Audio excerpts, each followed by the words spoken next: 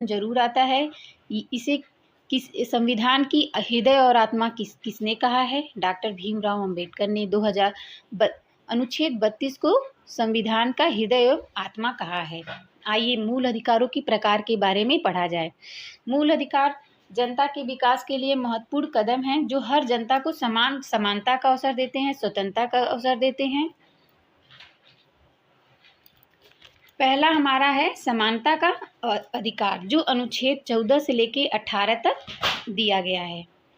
समानता का अधिकार अनुच्छेद 14, कानून की समक्ष समानता और कानून का समान संरक्षण, यह संबंधित है अनुच्छेद 14 से, जिसमें बताया गया है कि कानून कोई भी रूल रेगुलेशन नियम अगर निकालती है तो उसका सारा सफलता सब भारतीय को बराबर मिलेगा। कानून के समक्ष कोई विशिष्ट, विशेष या कम नहीं माना जाएगा। उसको विकास के लिए समान अवसर प्रदान करेगा। कानून के समान संरक्षण भी उसे मिले हुए। ये नहीं कि आप उच्च वर्ग के हैं तो आपको ज़्यादा संरक्षण मिले, या निम्न वर्ग के हैं या मध्यम वर्ग के हैं तो आपको कानून के समान अलग संरक्षण मिलेगा। नहीं, ऐसा नहीं है। कानून के समक्ष सभी भारतीय जनता एक बराबर हैं और उन्हें एक तरह का संरक्षण दिया जाएगा। अब अनुच्छेद 15 पे आते हैं। यह बहुत इम्पॉर्टेंट, महत्वपूर्ण प्रश्न बनता है यहाँ से एग्जाम में। आप इसको तैयार करके जरूर जाएं। अनुच्छेद 15, इसे अनुच्छेद भी बोलेगा प्रश्न में और धारा भी बोल सकता है कि धारा 15 हमें कौन सा अधिकार देता है।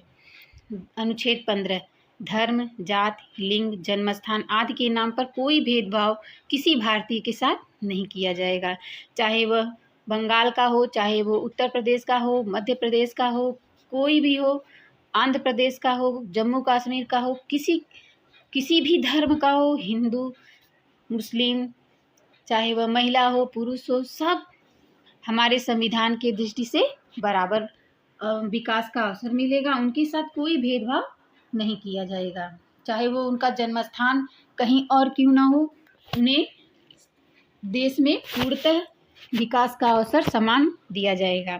अनुच्छेद 16, आइए देखते हैं अनुच्छेद 16 हमें क्या अधिकार प्रदान करता है।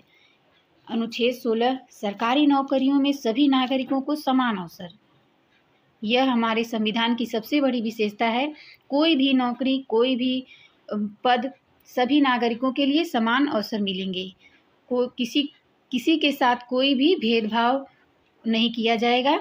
सरकारी नौकरियां अगर निकलती हैं तो उसमें हर धर्म, जाति सब लोग उसमें शामिल हो सकते हैं और अपना एग्ज़ाम दे सकते हैं। अनुच्छेद 17, आइए देखते हैं अनुच्छेद समानता के अधिकार में अनुच्छेद 17 हमें क्या अधिकार प्रदान करता है।